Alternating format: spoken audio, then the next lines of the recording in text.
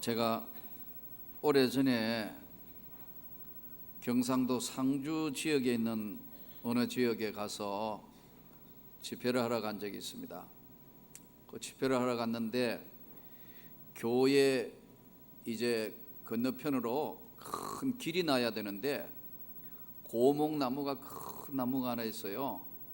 근데 그 고목나무는 동네에서 늘 제사 지내며 그 부적 같은 거 붙여놓고 그런 나무인데, 이거를 도로를 길을 내야 되니까 이 도로를 길을 내는데 그거 건드리면 큰일 난다고 동네 사람이 아무도 이걸 건드릴 사람이 없으니까 이제 도로 내는 사람들도 아마 도로공사에서 굉장히 불안했던 것 같아요.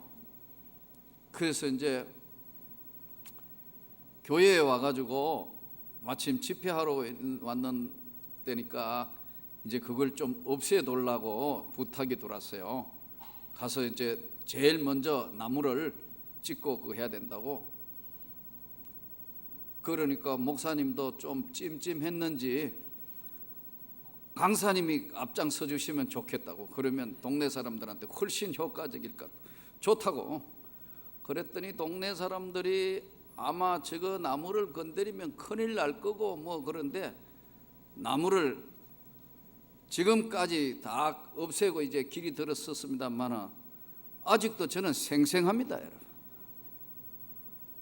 하나님의 역사라는 것은 어떤 것이든 우리가 한 지역에 복음이 들어가거나 한 나라에 복음이 들어가거나 또는 한 가정에 복음이 들어가거나 한 개인에게 예수의 생명의 복음이 들어가거나 거기에는 반드시 하나님의 성령의 역사도 나타나지만 이를 방해하는 사단의 세력도 결코 약하거나 만만하지 않습니다. 잘 준비되어 있어야 되고 많은 준비 기도가 있어야 되고 하나님의 강력한 성령의 역사가 있을 때만 이길 수 있습니다.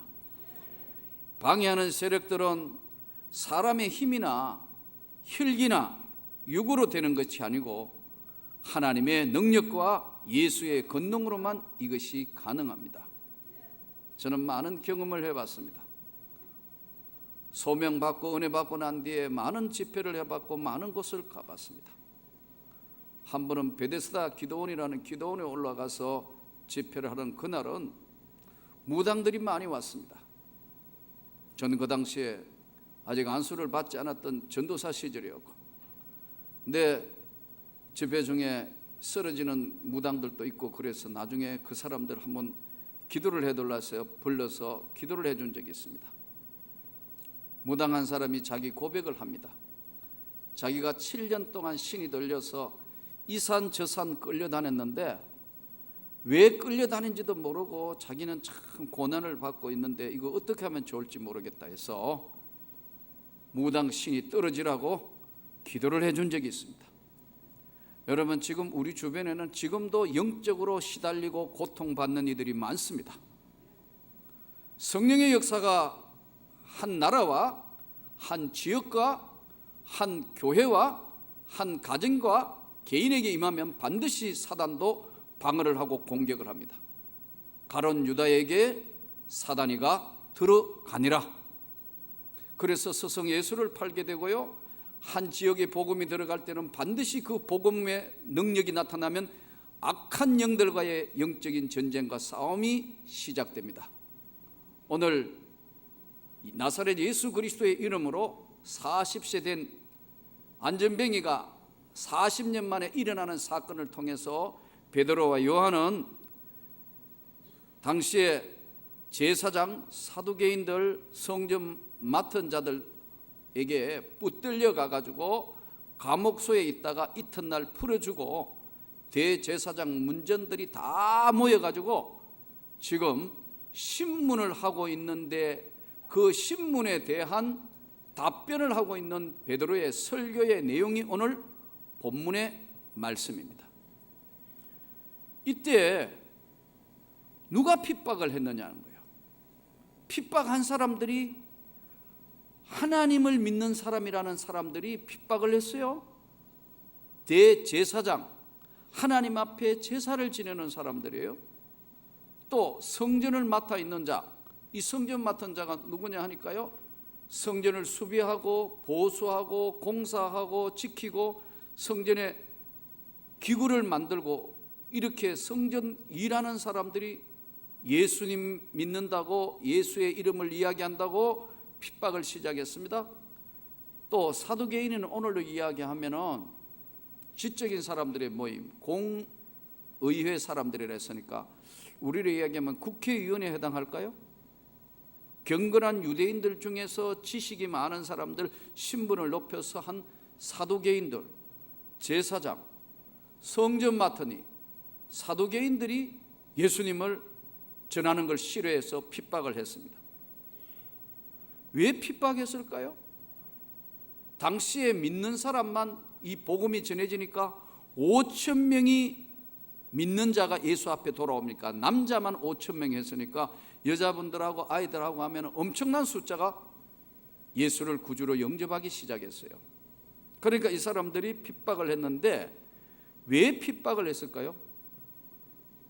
신문 내용이 이거예요. 소요적인 업무를 했다. 소동시켰다. 예수라는 이름을 가져와 가지고 세상을 시끄럽게 한 소요 선동죄다. 또 하나는 불법으로 집회를 했다. 요 내용입니다. 그 내용이 뭐냐 하니까 무슨 권세로 누구의 이름으로 이런 일들을 하느냐. 여러분 생각해 봐요.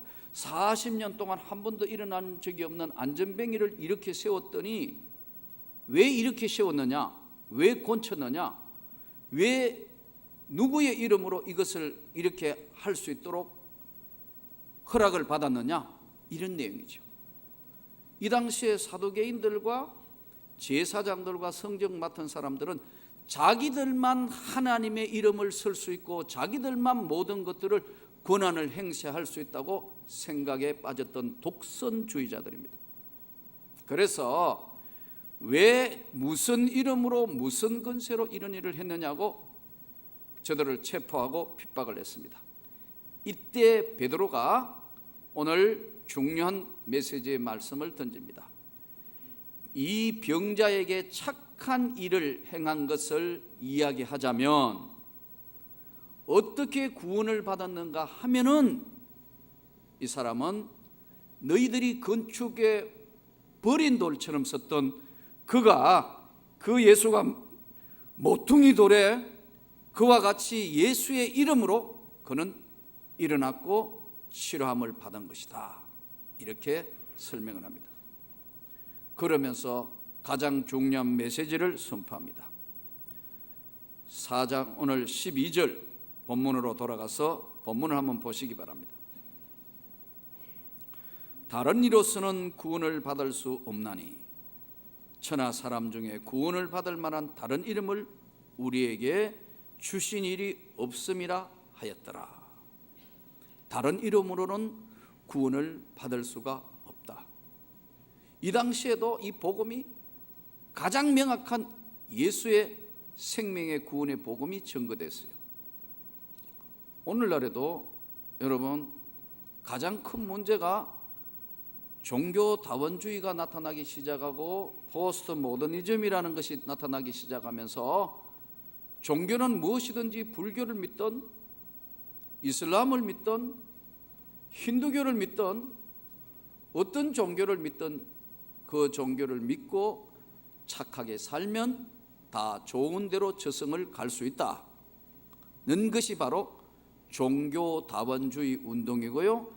어떤 종교든 서로 인정을 해가지고 서로 그것을 인정하면서 거기에도 구원이 있다는 것을 확인해 줌으로 말미암아 종교가 공존할 수 있다. 이것이 종교다원주의자들의 생각이고 지금 이야기하고 있는 내용입니다.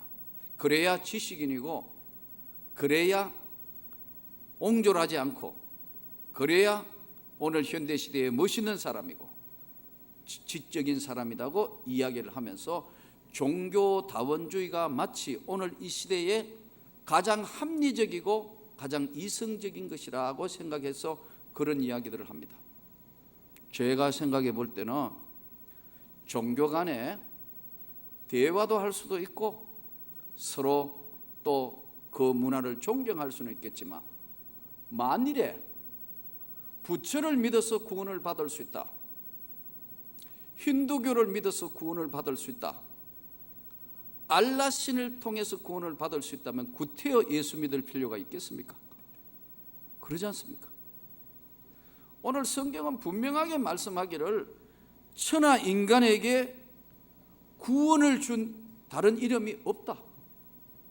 그러면 오늘 여기에 나오는 가장 중요한 구원을 받을 수 없나니 천하 사람 중에 구원받을 만한 다른 이름을 우리에게 주신 일이 없다. 구원이라는 단어가 2번씩 나오는데, 구원이라는 것은 사전적인 정의를 해보니까요 2가지 의미입니다. 어려움과 위험에 빠진 사람을 건져내는 것, 어려움과 위험에 빠진 사람을 건져내는 걸 구원이라 한다. 또 하나는 죄와 사망으로 영원히 죽을 수밖에 없는 인간을 영생으로 건져내는 것을 구원이라 한다. 죄와 사망으로 영원히 죽을 수밖에 없는 죄인된 인간을 영생으로 구원하는 것을, 이것을 구원이라 한다. 그런데 이 구원이 얼마나 많이 쓰여졌냐면요, 자그마치 성경의 가장 핵심적인 단어가 바로 구원이라는 거예요. 사랑과 구원은 성경에 가장 많이 쓰여진 말씀입니다. 구약 성경에는요 구원에 관련된 구원의 말씀과 구원에 관련된 성경 구절이 412번 나와요. 또 동시에 신약 성경에는 몇 번 나오느냐? 165번이나 나와요. 구원이라는 게. 그러니까 신구약 성경 합해서 몇 번이나 나오느냐? 577번에 구원이라는 단어가 나옵니다. 그래서 이번 주간은 구원에 대해서 한번 성경을 구약까지 신약까지 다 한번 찾아봤어요. 이걸 다 일일이 찾아가지고 한번 읽어봤어. 나부터 이 구원이 뭔가를. 아들을 낳으리니 이름을 예수라 하라. 이는 그가 자기 백성을 그의 죄에서 구원할 자의 시민이라. 마태복음 1장 21절. 그 제자들이 나와 깨우며 이르되 주여 구원하소서, 우리가 죽겠나이다. 바다에 빠져가는 그들에게 예수님이 나타나기 전에 그들이 마태복음 8장 25절에 우리를 구원해 주십시오 하는 구원 요청입니다. 마태복음 10장 22절 또 너희가 내 이름으로 말미암아 모든 사람에게 미움을 받을 것이나 끝까지 견디는 자는 구원을 얻으리라. 마태복음 16장 25절 누구든지 제 목숨을 구원하고자 하면 잃을 것이요 누구든지 나를 위하여 제 목숨을 잃으면 찾으리라. 마태복음 27장 42절 그가 남은 구원하였으되 자기는 구원할 수 없도다. 그가 이스라엘의 왕이로다. 지금 십자가에 내려올지어다. 그래하면 우리가 믿겠노라. 마가복음 5장 28절 이는 내가 그의 옷에만 손을 대어도 구원을 받으리라 생각함이니라. 마가복음 10장 26절 제자들이 매우 놀라 서로 말하되 누구든지 그런즉 누가 구원을 얻을 수 있나이까 하니. 마가복음 13장 13절 또 너희가 내 이름으로 말미암아 모든 사람에게 미움을 받을 것이나 끝까지 견디는 자는 구원을 받으리라. 이 많은 지금 577번의 성경 규절마다 구원, 그 다음에 가장 많은 것이 사랑과 구원이 성경 전체를 관통하고 있는 내용의 핵심입니다. 자, 그러면 이 구원이라는 것이 무엇이냐? 구원은 예수 그리스도를 믿음으로 말미암아 죄 사함 받아 영생을 입는 게 구원인데, 또 아주 어려운 환경, 힘든 환경, 고통스러운 환경에서 물에서 빠진 자를 건져내주는 것과 같은 위험과 또 어려움에 건져내주는 것이 구원이라 그랬어요. 그러면 우리가 구원을 받았다. 제가 여러분에게 한번 여쭤보겠습니다. 여러분 구원을 받았습니까? 그 구원을 받았다는 것은 두 가지의 중요한 요소가 있는데, 하나는 객관적 증거, 이것을 우리는 다른 말로 외적 증거라 그래요. 내가 구원받았다는 것을 누가 보증을 해야 되는, 그렇죠? 내가 구원을 받았다는 것을, 여러분과 제가 구원을 받았다는 걸 누가 보증을 하느냐? 성경, 하나님의 말씀이, 성경이 보증을 해요. 내가 만일 내 입으로 예수를 주로 시인하며 하나님께서 그를 죽은 자 가운데 살리신 것을 너의 마음에 믿으면 구원을 받으리니 마음으로 믿어 의에 이르고 입으로 시인하여 구원에 이르느니라. 로마서 10장 9절에서 10절. 그러니까 저와 여러분이 구원받았다는 걸 누가 증거해 주느냐, 보증해 주느냐? 말씀이 보증하는 겁니다. 믿습니까? 그러니까 객관적인 증거, 외적인 증거는 성경 말씀을 내가 믿습니다. 여러분이 믿습니다. 우리처럼 예수를 믿는 사람을 성경이 뭐라고 하느냐면 구원받은 하나님의 백성이라 이거예요. 이게 외적인 증거고 객관적으로 모든 사람에게 내어놓을 수 있는 증거입니다. 이것을 우리는 외적인 증거라 하기도 하고 객관적으로 모든 사람들이 다 알 수 있는 증거다. 성경이 그렇게 보정하니까요. 또 하나의 증거는 뭐냐면 내적인 증거입니다. 다른 사람들은 모르겠는데 나는 믿습니다 이거예요. 여러분 믿습니까? 믿어진다는 거예요. 전에는 안 믿어졌는데 성경이 하나님의 말씀이고 내가 구원받은 백성이라는 사실이 확실하게 믿어진다는 거예요. 이럴 때 바로 믿어지는 것을, 성경이 보장한 것을 믿어졌을 때를 뭐라고 하느냐? 거듭났다. 성령으로, 말씀으로 누구든지 물과 성령으로 거듭나지 아니하면 하나님 나라는 들어갈 수 없다. 요한복음 3장 5절 말씀입니다. 그러므로 여러분, 오늘 우리가 이 받은 구원, 확신은 내가 지금부터 믿자 해서 믿어지는 게 아니고 하나님의 성령께서 바로 구원의 은총의 손을 내밀어 주는 자는 다 믿어지게 된다는 거예요. 저는 외부에서 전도하시는 분들한테 함부로 구원을 선포하는 분들한테는 좀 불만이 많습니다. 가끔 보면 자 따라하십시오. 뭐 이렇게 당신은 이제 다 영접했습니다. 구원을 받았습니다. 천만에요. 구원은 조금 전에 말씀드린 두 가지의 양면이 있다는 거예요. 성경이 하나님의 말씀이라는 걸 믿어질 때 성경이 보장하고 내가 구원의 확신에 내가 믿습니다는 고백을 하는 것이 두 가지가 되어 있을 때만 이게 거듭났고 구원의 확신입니다. 믿습니까? 그래서 저는 우리 교육부 학생들, 청년들에게 늘 그런 이야기합니다. 요즘 또 교육부 유년부, 초등부, 중등부, 고등부 여름 성경학교를 두고 난데 애들이 여러 가지 행사하는데 제일 답답한 게 아이들한테 확실한 구원의 체크를 해봐라. 이 아이들이 정말 예수로 말미암아 거듭났는가 구원을 확신하면 그 아이의 삶은 바뀌게 되어 있습니다. 구원의 확신. 구원의 확신이 들어오면 삶 전체가 말하는 것도 달라졌고 표정도 달라졌고 삶이 변화되게 되어 있어요. 내적인 게 바뀌기 때문에 환경도 바뀌어요. 옷 모양도 바뀌어요. 말씨도 바뀌어요.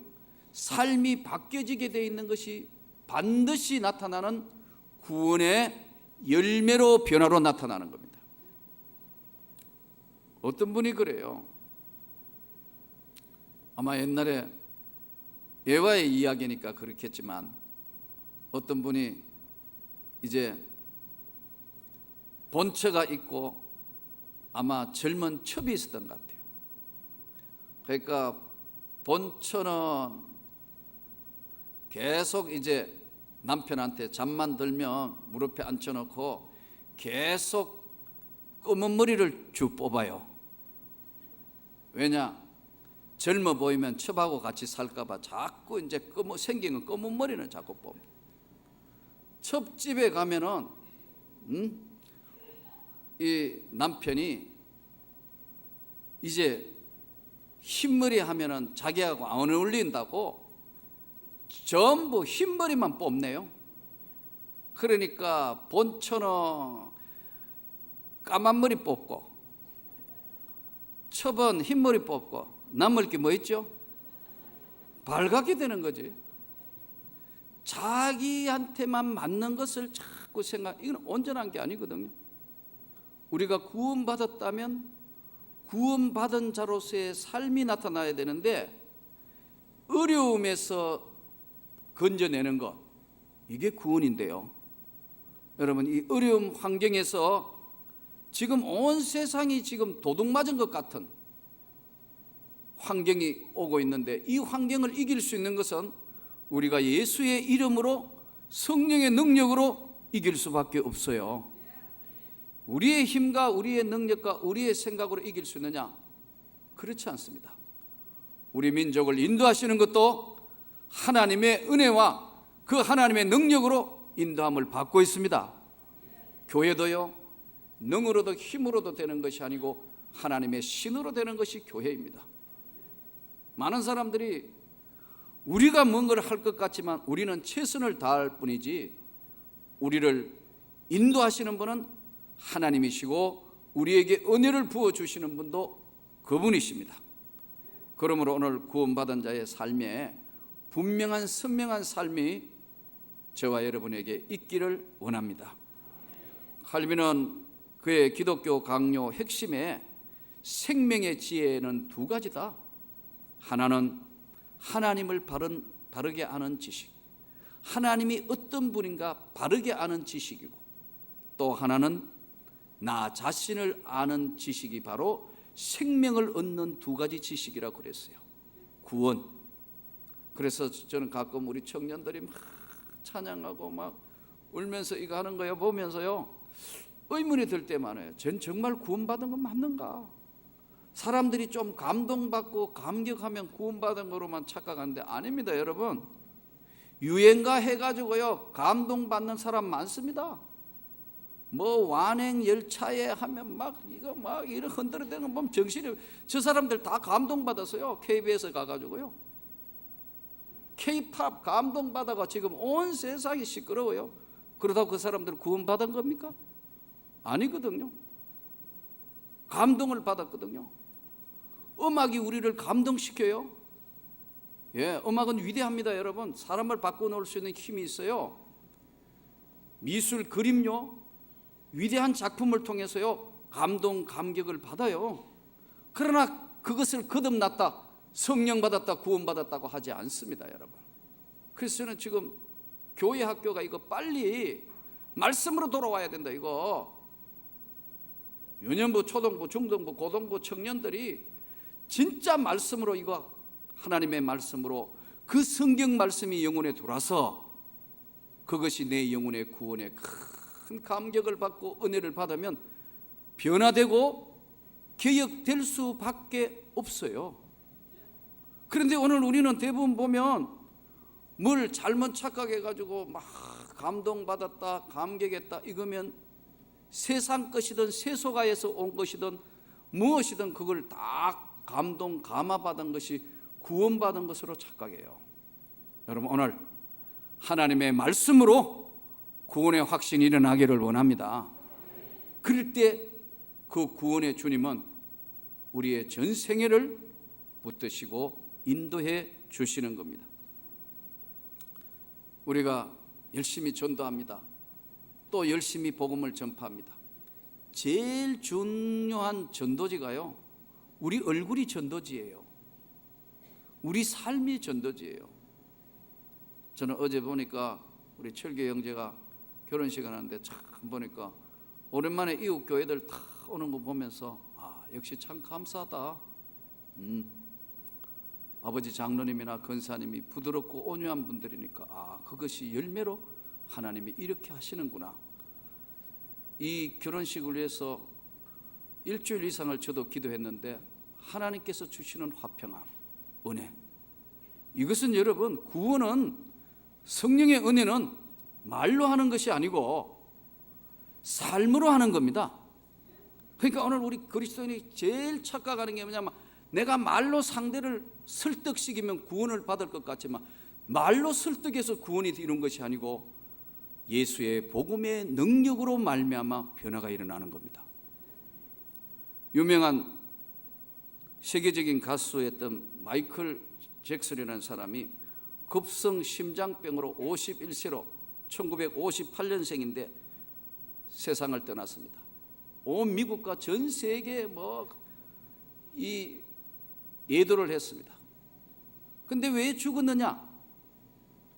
급성 심장병인데 5살에 아버지가 클라리넷 연주자고 어머니가 기타리스트의 자녀로 태어났는데, 아버지가 얼마나 강권을 했냐면 밖에 꼼짝 못하도록 5살부터 지금 온 집안에 가족들을 달달 볶아가지고 전부 음악 가족으로 만들었어요.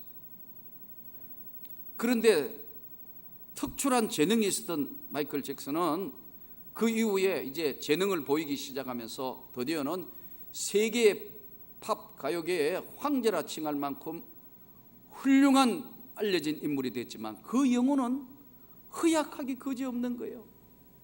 그 영혼은 무언가가 인간은 채워야 되는데 세계적인 인기를 얻지만 그 영혼은 허약하기 짝이 없는데, 어느 날 자기가 제일 싫어하는 사람이 누구냐? 자기 아버지예요. 자기를 그렇게 괴롭히고 그렇게 음악을 시켰다. 그런데 자기 얼굴이 아버지 얼굴과 닮은 것을 보고 너무 싫어해가지고 얼굴에 수술을 시작합니다. 또 했어요. 자꾸 수술하다가 보니까 얼굴이요 완전히 탈색해버렸어요. 흑인인데 백인도 아니고 이상한 얼굴. 여러분 TV에 나온 거 기억하잖아요. 그리고 그 고통을, 영적인 것을 못 채우니까 그것을 채우려고 한 것이 여러 가지로 지금 주사 맞고 여러 가지 많은 것들 하는 바람에 결국은 급성 심장병으로 사망을 했어요. 여러분, 세상으로부터의 우리 영혼에 채울 수 있는 것은 없습니다. 영원하게 채워줄 수 있는 것은 하나님의 은혜를, 성령의 능력을 위로부터 거듭남의 그 놀라운 은혜, 죄와 사망으로부터의 자유함, 주의 영이 계신 곳에 자유함이 있느니라. 주의 영이 있는 곳에 성령의 충만함이 있느니라. 이 충만한 은혜를 저와 여러분이 누릴 수 있기를 바랍니다. 그러지 않으면 우리가 하나님의 은혜에 거듭나지 못했던 구원의 은혜를 받지 못하면 신앙생활을 해도 기쁨이 없어요. 충만한 은혜, 충만한 축복, 어려서부터 있을 수 있도록 기도해야 되고, 또 여러분 아직도 구원의 확신이 없는 분들 주님 앞에 구해야 합니다. 주님, 내게도 구원의 놀라운 은혜가 임하게 해주시라고, 나에게도 성령의 충만한 은혜가 임하게 해주셔서 죄와 사망으로부터의 자유함과 내가 지금 겪고 있는 내 환경의 그 어려운 환경에서도 나를 지켜주고 구원해 주실 주님, 내 기도를 들어 응답해 주옵소서. 기도하면서 사도들이 누렸던 그 은혜의 세계, 충만한 세계를 누릴 수 있기를 축원합니다. 20세기의 위대한 신학자 헬무트 틸리게, 2차 대전 전쟁사에 나오는 중요한 인물입니다. 독일의 신학자고 유명한 세계적인 신학자입니다. 전쟁 때니까 계속 폭격이 오니까 예배 드릴 장소가 없어요. 예배를 드릴 수가 없어요. 그런데 주일마다 예배를 안 드릴 수가 없어서 숨어서 지하에 가서 예배를 드립니다. 그런데 비행기 폭격은 계속되고 어느 날 오늘은 이 지하에서 예배드립니다. 내일은 이 지하에 가가 예배드립니다. 이렇게 이야기했는데 어느 날 지하에서 예배드리고 나오는데 비행기가 폭격해서 한 50여 명이 예배를 드렸는데 그중에 몇 사람들이 형체도 알아볼 수 없도록 폭격을 당해서 사망을 했습니다. 필리케는 하나님 앞에 이렇게 기도합니다. 하나님, 어찌 이런 일이 일어날 수 있습니까? 하나님 앞에 예배 드리는데 폭격이라니요. 이게 말이 됩니까? 나는 지금부터는 목회직을 그만두고 하나님의 일을 그만할 겁니다 하고 절망하고 있던 어느 날 장례식 때 남아있는 유품이 돌아가신 몇 분 중에서 유품을 찾을 수 없는데 모자가 하나 떨어져 있는데 그 모자의 주인인 돌아가신 남자의 부인이 모자를 가지고 틸리케를 찾아왔습니다. 마지막 장례 예배 드리는 엄숙한 순간에 예배를 드리고 틸리케는 이제 목회를 끝내고 돌아서려고 하는 그날 부인이 이렇게 이야기했습니다. 내 남편은 세상에 살 때는 하나님을 몰랐습니다. 그러나 전쟁이 일어나고 내가 여러 번 남편을 설득해서 이야기를 드렸더니 남편이 예배에 참석하고 너무나 감격해서 그날 바로 아침에 주 예수를 구주로 영접했다고 너무너무 좋아하면서 감사했는데 그날 폭격을 맞아서 내 남편은 천국으로 갔습니다. 나는 오늘 이 모자의 주인인 남편을 다시 천국에서 만날 걸 믿습니다. 그렇기 때문에 얼마나 감사했는지 이 죽음이 결코 헛된 죽음이 아니라는 사실을 알았기에 나는 이 전쟁이 끝나도록 기도할 겁니다. 틸리케가 다시 목회를 시작하면서 전쟁이 끝나게 해달라고 많은 사람들하고 다시 기도를 시작한 결과 2차 대전은 결국 종료가 됐습니다. 여러분, 오늘 우리가 세상으로부터 자유함을 입고 제사함의 구원을 입었지만 여전히 세상이 힘들고 어렵기 때문에 사단이 방해를 합니다. 사업을 하는데도 방해하고, 가정도 방해하고, 때로는 교회도 방해하고, 때로는 믿는 우리의 심령을 붙들어 흔들기도 합니다.